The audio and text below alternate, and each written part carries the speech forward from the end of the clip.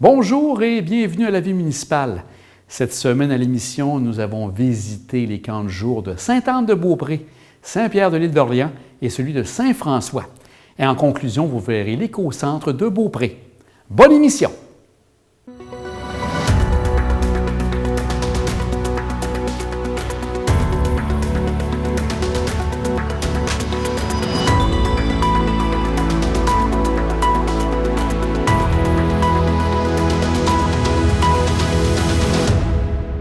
Alison, Manon, on est ici pour parler du camp de jour de Sainte-Anne-de-Beaupré. Commencer avec toi, Alison.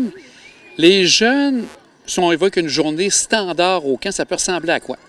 Dans le fond, on a plusieurs thématiques par semaine. Souvent, on a une journée thématique quasiment par jour. Donc, par exemple, si je prends exemple sur la journée thématique de la journée pyjama, donc les enfants sont invités à s'habiller en conséquence. On va aller à la piscine quelques heures par jour également, puis plusieurs jeux sont installés pour les enfants. Et Manon, c'est combien d'accompagnateurs et aussi de moniteurs que tu as ici avec tout ton groupe? Bien, cet été, nous avons 85 enfants. J'ai 8 moniteurs, j'ai un accompagnateur et une coordonnatrice. Et aussi, nous avons le camp Ado Aventure, un camp intermunicipal qu'on a avec Saint-Tite-des-Caps puis Saint-Ferréol. Puis on a 40 jeunes adolescents. Est-ce que vous avez plusieurs sorties à part d'être ici durant la semaine? Oui, dans le fond, à tous les mercredis, on sort du camp, que ce soit aller à Valcartier. On a des casous qui viennent. Parfois, il y a des activités qui viennent à nous, dans le fond.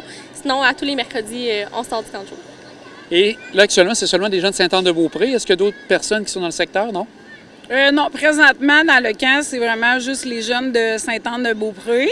Puis, c'est juste avec le camp ado là, qu'on s'est affilié avec les autres municipalités. Au niveau de la formation, est-ce qu'il y a une formation particulière pour les différentes personnes? Oui, il y a une formation de moniteurs qui s'appelle les formations saveurs qui se donne à Québec. Donc, c'est quand même une formation de 55 heures qui se fait sur une période de 3 jours. Donc, pour les moniteurs et les accompagnateurs, parce que cet été, nous avons un enfant autiste avec nous. Au niveau de tout ce qui s'appelle installation, est-ce que vous avez à vous déplacer ou tout est en place ici? Je dirais que pas mal tout est pas mal en place. Là, on a nos modules, on a notre piscine, on a un beau terrain vert pour s'amuser, un terrain de soccer. Fait que je dirais qu'on reste pas mal sur le terrain, on a tout ce qu'il faut. Manon, on a un été un peu particulier. Oui. Vous n'êtes pas en reste avec tout le monde. Il passe beaucoup d'activités à l'intérieur. À ce moment-là, qu'est-ce que vous avez pour divertir les jeunes à l'intérieur? Bien, nous, à l'intérieur, on peut ouvrir les allées de quilles.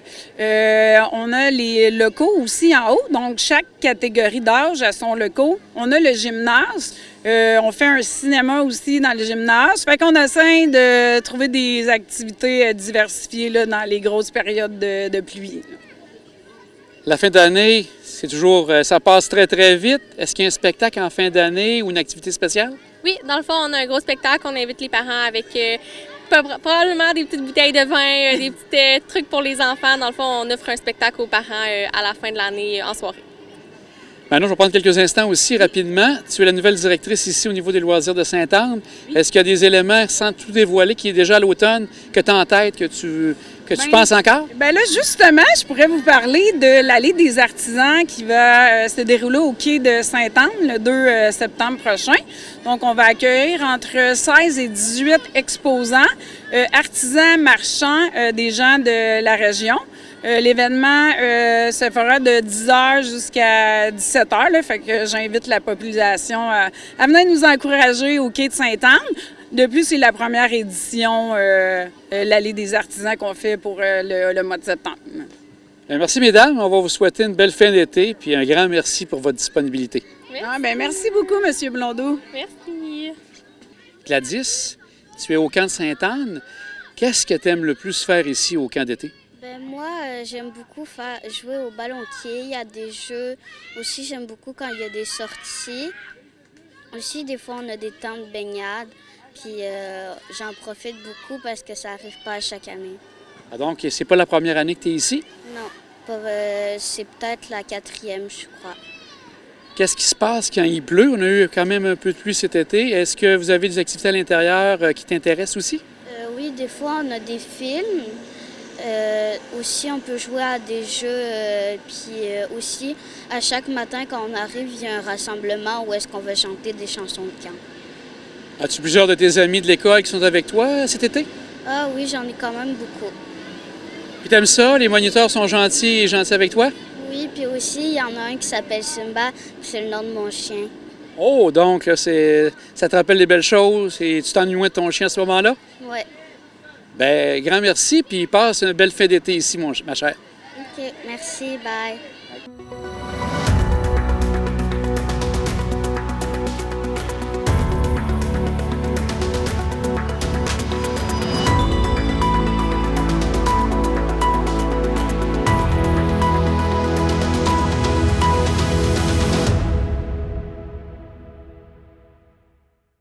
Amie Marianne, on est ici au camp de Saint-Pierre pour parler bien sûr des activités qui se passent au camp. Amie, si on regarde une journée typique au camp à Saint-Pierre, ça ressemble à quoi? Oui, dans le fond, les jeunes arrivent au service de garde le matin, les parents viennent les porter. Par la suite, ils vont avoir des périodes organisées avec leur moniteur, pardon. Ils vont faire des activités planifiées des dernières semaines par leur moniteur. Par la suite, il va y avoir une période de multisport qui est organisée par moi. Donc, chaque semaine, les groupes vont faire différents sports comme badminton, le basket, il y a le volleyball. Il y a même une semaine des arts martiaux. Moi, je suis adepte des sports depuis plusieurs années, donc on a intégré ça au camp de jour cette année pour faire vraiment plusieurs sports puis permettre aux jeunes de pratiquer diverses activités. Là. Puis par la suite, ils vont revenir dîner, puis aller à la piscine dans l'après-midi, se rafraîchir. Là. Et Marianne, c'est combien de jeunes qu'on regroupe ici au camp de Saint-Pierre? Oui, on a 130 jeunes au camp de jour cet été. Et c'est des jeunes d'un peu partout de l'île d'Orléans? Oui, de partout de l'île d'Orléans, puis on compte des jeunes là, de 5 à 12 ans. Est-ce qu'il y a un camp ado qui est actuellement ici à l'île ou c'est quelque chose qui ne vous touchez pas exactement? Non, on ne touche pas encore le camp ado. Là. Les ados de l'île d'Orléans vont plutôt à la maison des jeunes.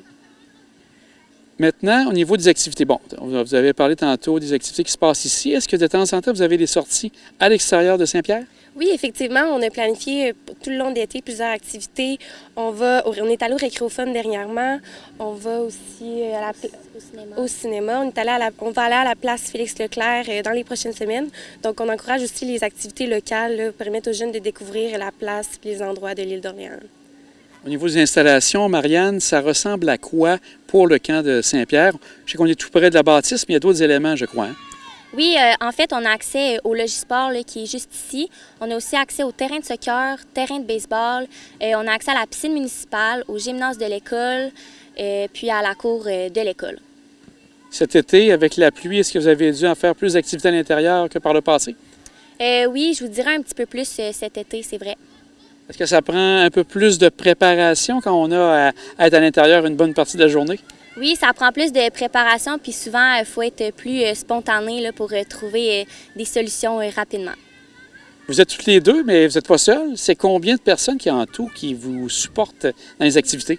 On a 11 moniteurs, mais on est une équipe de 16, donc on a une intervenante auprès des jeunes, mais on a également des coordonnatrices, donc on est 3 coordonnatrices qui s'occupent du camp, une coordonnatrice de danse, puisqu'on a un programme de volley danse aussi au camp de jour, puis on est 2 coordonnatrices qui s'occupent du reste du camp.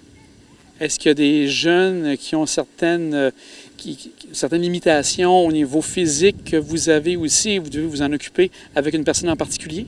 Oui, en fait, on a une accompagnatrice là, qui s'occupe justement d'une jeune là, qui a des limitations physiques. Là, donc, oui, on a une enfant qui est accompagnée cet été. Et donc, durant l'été, les gens, est-ce que vous avez des aides-moniteurs aussi? Souvent, c'est le cas dans différents camps. Est-ce que c'est la même chose ici?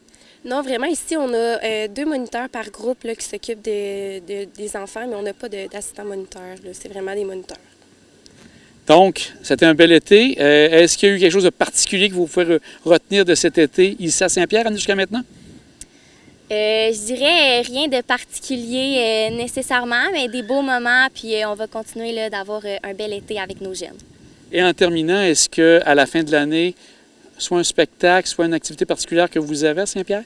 Oui, exactement. À chaque fin de camp, on organise un spectacle là, avec les groupes. Les parents sont invités, la famille sont invités pour venir voir tout ce qu'on a préparé pour eux durant l'été.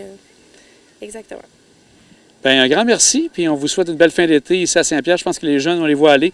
On a l'air d'avoir beaucoup de plaisir ici. Un grand merci. Oui, merci.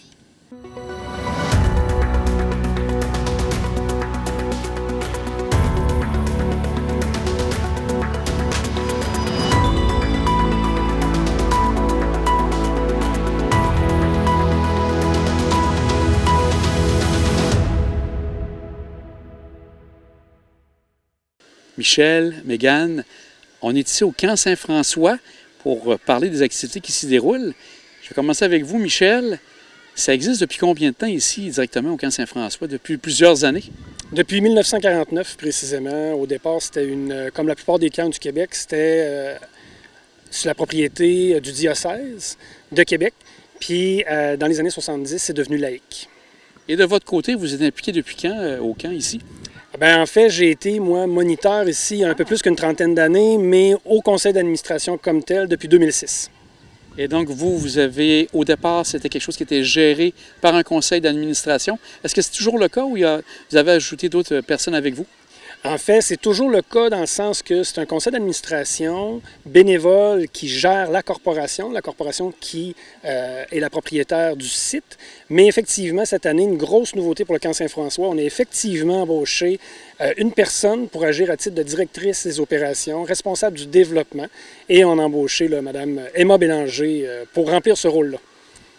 Si on prend Mégane, maintenant, une journée typique au camp Saint-François, ça peut ressembler à quoi?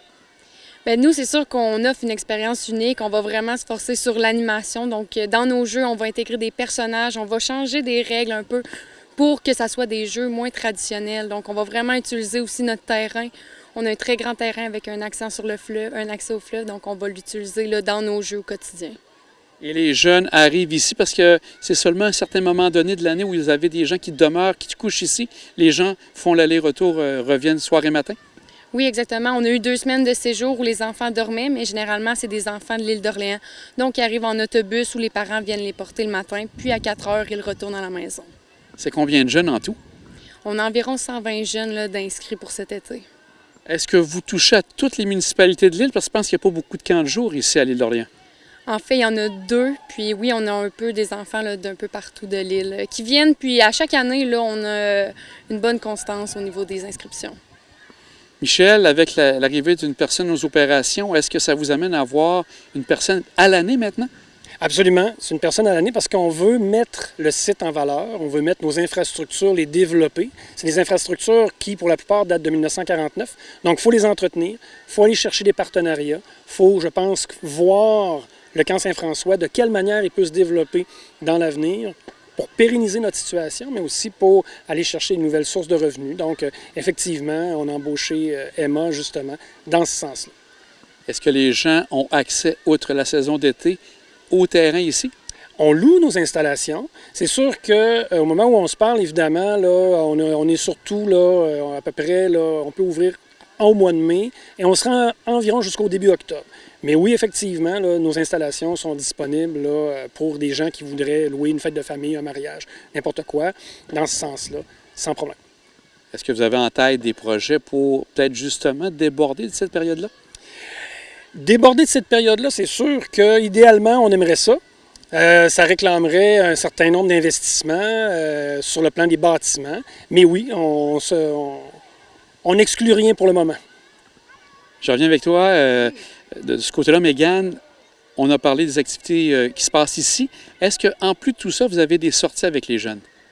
Bien là, on essaie de revenir doucement à la routine. Il y avait des sorties. Là, cette année, on fait plus venir des animateurs ou des activités ici. Là, par exemple, il va y avoir Catag qui va venir avec les jeunes, là, un jeu d'épée en mousse. Donc, c'est plus cette formule-là qu'on a adaptée pour cet été. Donc, les gens, vous n'avez pas de sortie spéciale, mais comme vous dites, les gens viennent à vous, différentes activités durant l'été. Oui, exactement. On s'assure que sur le terrain, ça soit spécial. Puis on a un calendrier avec plusieurs journées thématiques pour ne pas tomber dans la routine. Là, toutes nos journées sont spéciales. Et c'est combien de semaines en tout que le camp d'été est ouvert aux gens ici, au camp Saint-François? Le camp dure 7 semaines. Bien, Michel, Mégane, on va vous souhaiter une bonne fin d'été. Et je pense que les jeunes à voir derrière ont l'air d'avoir plein de plaisir. Un grand merci à vous deux. Merci beaucoup.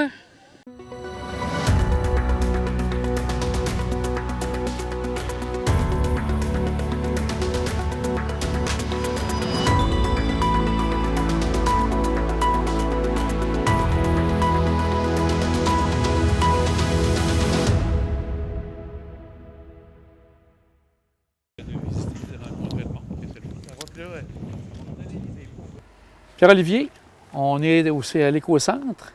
Juste avant de commencer, pour parler de l'éco-centre, ton rôle ici à la Ville de Beaupré, tu es le directeur des travaux publics? Oui, et de l'hygiène du milieu. Donc, c'est pas juste le niveau de la voirie proprement dit, comme on connaît. C'est aussi usine de production d'eau potable, usine de traitement des eaux et usine de traitement des eaux, mais du site d'enfouissement technique de la Ville de Québec. Donc, ça, c'est vraiment ton rôle en général. Oui. Si on commence avec l'éco-centre, est-ce que c'est seulement monsieur, madame, tout le monde qui peuvent venir porter du matériel aussi, ou un entrepreneur pour arriver ici puis venir déposer du matériel? C'est pas ouvert aux entrepreneurs. Il y a beaucoup trop de gros volumes. C'est vraiment pour les résidents, la section résidentielle. Ça peut être des gens qui sont en condo avec preuve de résidence. Ça, il n'y a aucun problème. Sinon, c'est vraiment réservé uniquement aux résidents. Les territoires qui sont desservis, Beaupré, bien sûr. Est-ce qu'il y a d'autres municipalités qui ont la possibilité aussi? Oui. Saint-Joachim, c'est une entente de partenariat entre les deux municipalités. Et comme tu disais, quelqu'un qui a un condo, mais qui n'habite pas nécessairement à longueur d'année ici, mais qui a son condo, une adresse à Beaupré, il peut venir porter du matériel ici. Exact. Est-ce qu'il y a une limite de nombre de fois qu'une personne peut venir porter du matériel? Parce qu'il y avait ça à un moment donné. Je ne sais pas si ça a changé depuis ce temps-là. Ça a changé, je ne me trompe pas, parce qu'il y a environ 2 ans que la limite a été enlevée, a été retirée. D'où possiblement un nombre grandissant un peu là, de citoyens qui utilisent l'éco-centre. Ça fait que les gens viennent avec moins des gros trailers, là, comme on pouvait voir. Là. Le monde vient un peu plus fréquemment avec des plus petites quantités. Mais on dénombre un grand nombre de personnes depuis ce temps-là. Un bon mouvement, ça roule bien. Oui. La personne qui est ici, il dit qu'il n'y a pas un gros répit? Non, pas de gros répit. On a atteint un record il y a une semaine ou deux. 140 personnes le samedi. C'est beaucoup de monde là, quand on pense que c'est ouvert au public 7h30. Peut stationner sur une demi-heure, mais c'est beaucoup pour que l'employé puisse ramasser le site là, pour être prêt à repartir sur une autre journée d'ouverture. Mais 140 personnes, je ne sais pas le chiffre rapidement, là, mais c'est quand même beaucoup à l'heure. Okay, oui, beaucoup de personnes. C'est donc une journée record pour lui. Puis donc, c'est surtout le samedi qu'il y a davantage de gens. Ça se passe à quelle période de l'année où il y a possibilité de venir à l'éco-centre à tous les samedis? À partir du 1er avril jusqu'au 15 novembre, selon où le 15 novembre donne dans la semaine. C'est les mercredis et les samedis, mercredi de midi à 7h30 et les samedis de 9 à 4h30. Ça, c'est pour la période estivale. Et en hiver, il est ouvert les 2e samedis et les 4e samedis de chaque mois en période hivernale. Bien entendu, le 4e samedi tombe dans le temps des fêtes. On est fermé à ce moment-là. Je comprends. L'hiver, à ce moment-là, je te pose la question, il y a quand même un bon achalandage ou c'est surprenant de voir que malgré tout, on est en hiver, les gens ont quand même du matériel à venir porter ça à l'éco-centre? Il y a quand même beaucoup de monde. Oui, moins matériaux de construction, on va dire. Il en rentre quand même beaucoup. Mais c'est sûr que ce n'est pas des périodes de rénovation habituelles. Il n'y aura pas de gazon, des affaires comme ça. Mais que ce soit des télévisions, que ce soit des produits ménagers, de la peinture, il y a quand même beaucoup de monde qui vont passer pour l'hiver. Puis on voit aussi ça, c'est en grandissant. Là. Au début, là, en 2015, on pouvait avoir 10 personnes. On était ouvert une fois par mois. Il y avait à peu près 10 personnes. Maintenant, on est entre 30 et 40 personnes même par samedi. 2 fois par samedi? Oui. Tout à fait. Tu m'ouvres la porte par rapport aux matériels qui peuvent être récupérés. Au niveau téléviseur, appareils électroménagers, bien pas électroménagers, mais électroniques, ça, les gens peuvent venir porter ça ici? Oui. Il y a un conteneur à cet effet pour les matières électroniques. On a les pneus qu'on a par là-bas.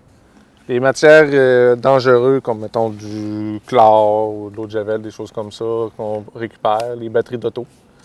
Après ça, on s'en vient plus derrière nous là, avec les conteneurs, c'est bardeaux d'asphalte.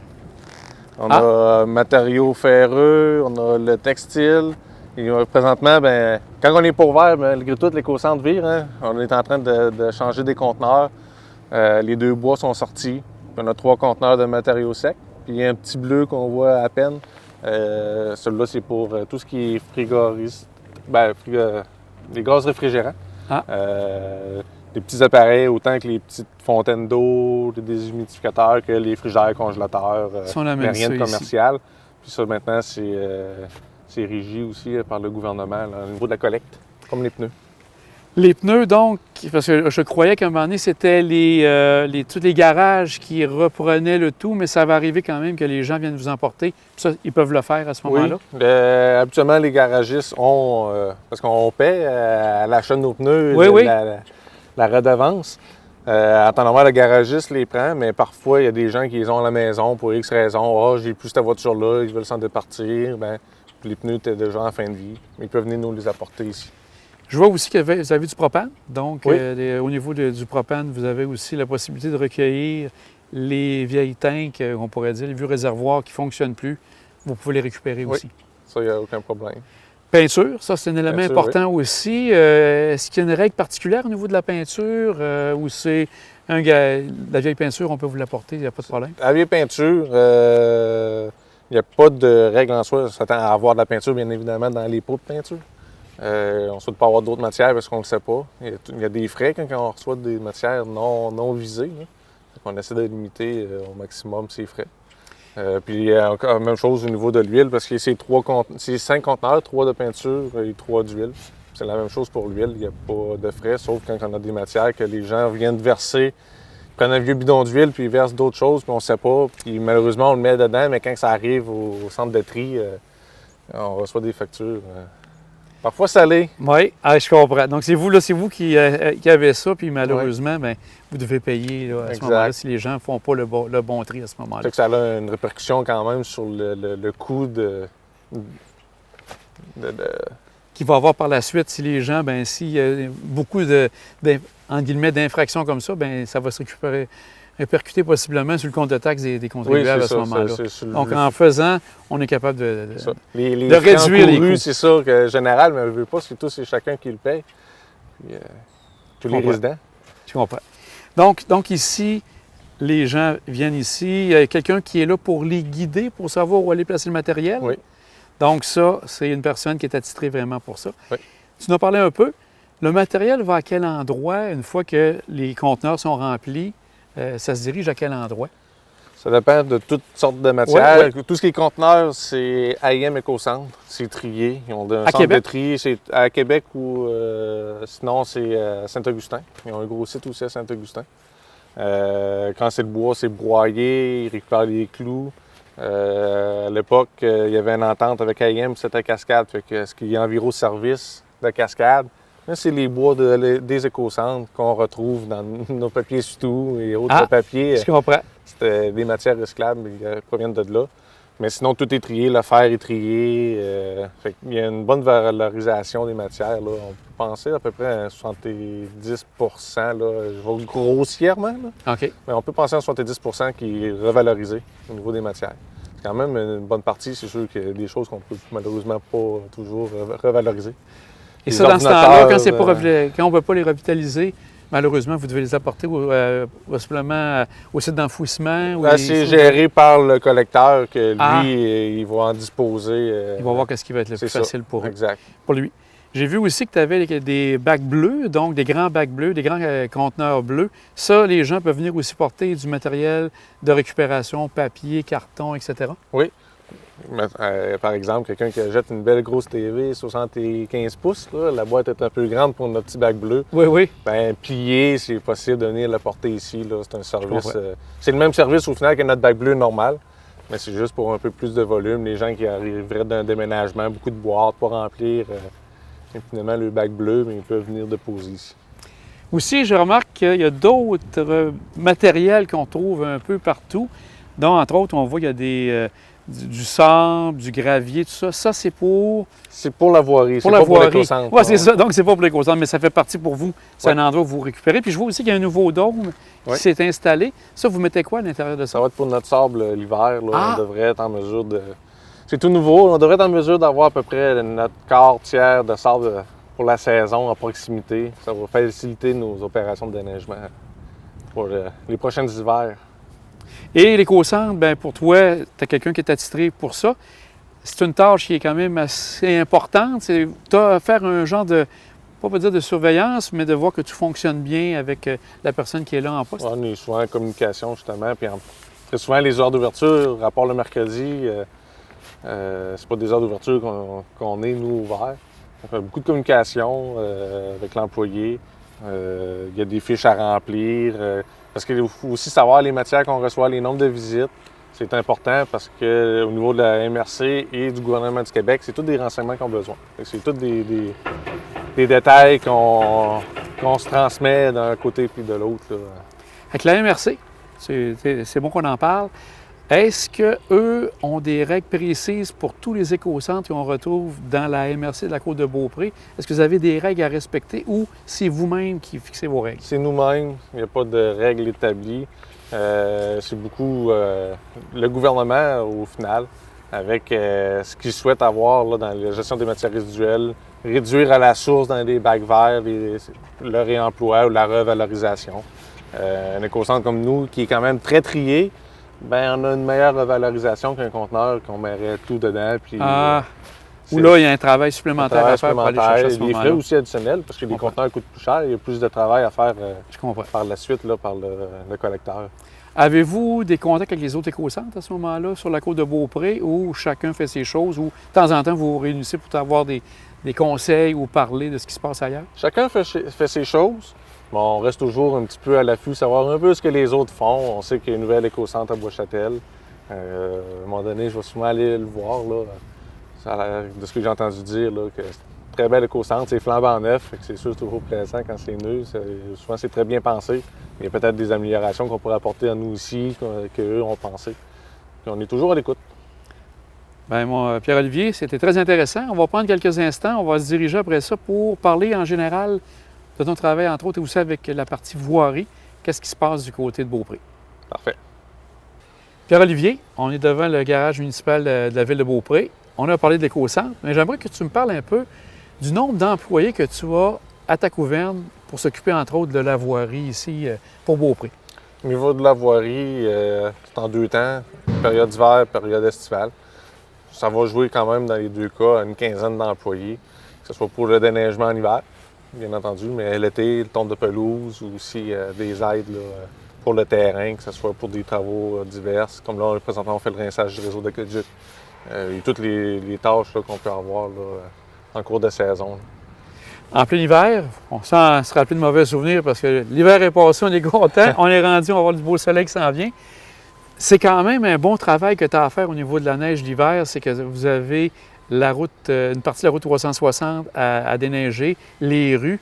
Donc, c'est un bon gros territoire que vous avez à couvrir au niveau du déneigement. Sans compter Saint-Joachim également. Ah, OK. On déneige aussi la municipalité voisine. Ça nous fait quand même grand. On a un camion attitré juste pour le territoire là-bas. Le Tour du Cap, puis les vieilles côtes, quand même une bonne run, comme on peut dire. Oui, tout à fait. Un bon tracé. Sinon, effectivement, route 360 qui est à notre charge. Puis le reste de la municipalité, bien entendu. Pour les employés, tu disais que bon, c'est pas mal autour d'une quinzaine de personnes qui travaillent pour toi. Est-ce que la plupart suivent, une fois que la saison d'hiver est terminée, ils vont vers l'été ou des fois tu as un changement à faire d'employés d'hiver versus ceux d'été? Ça suit beaucoup. Certains d'hiver qui reviennent l'été. Pas besoin du même nombre de personnel en journalier opérateur que l'hiver. Mais l'été, ça va être plus des étudiants pour la tonte de pelouse qui va combler ce qui fait qu'on revient à pas mal 15-15 là, en période d'été ou hiver. Ça, c'est pour voirie, mais c'est sans compter aussi au niveau de production d'eau potable, traitement d'eau usée et traitement du Lexivia. Tu as d'autres personnes qui sont là. Il y a d'autres personnes aussi. attitrées aussi, là, sont 6 à être là, attitrées ardument, entre autres pour l'eau potable, là, d'avoir une belle qualité d'eau potable. Surtout présentement avec la rivière qui grossit, on l'a bien vu dernièrement. Fait que avoir une bonne qualité, il y a beaucoup d'ouvrages qui est fait en amont pour avoir une belle qualité d'eau potable. Pierre-Olivier, un grand merci. On en a pris un peu plus d'avantages sur tout ce qui est voirie éco-centre pour la ville de Beaupré. À bientôt. Merci.